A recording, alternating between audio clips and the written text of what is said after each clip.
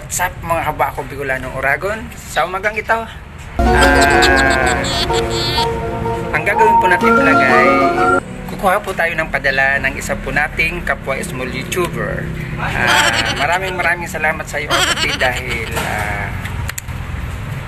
tinulungan mo ako at binigyan mo ako ng biyaya sa umagang ito. Kaya mamaya naman po natin mga kapatid dudugtungan natin vlog pag nakuha ko na po ang kanyang padala. Pupunta po tayo doon sa Palawan Express. Mabay muna Palawan at nakuha ko na nga po yung padala niyong pera sa akin sa umagang ito. Ito na po ma'am, ang pera pong kindala niyo sa akin, nakuha ko na po. Maraming salamat po ma'am sa biyayang ibinigay niyo po sa akin at maraming salamat dahil nakuha ko na po ang inyong padala sa akin. Katatapos ko palang pumunta po sa Palawan, yun nga po yung Palawan Pawn Shop. Diyan ko po kinuha yung perang padala niyo po sa akin ma'am.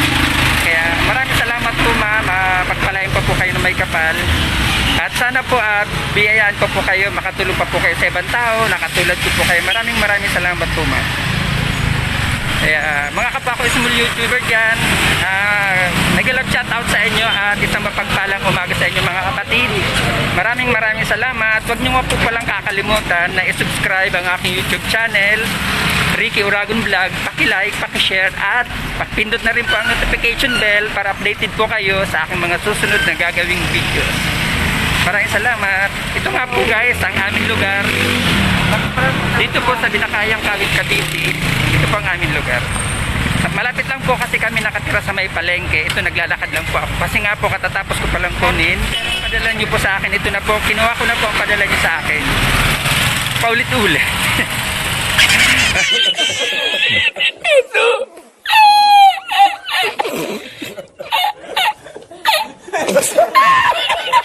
Salamat ma'am.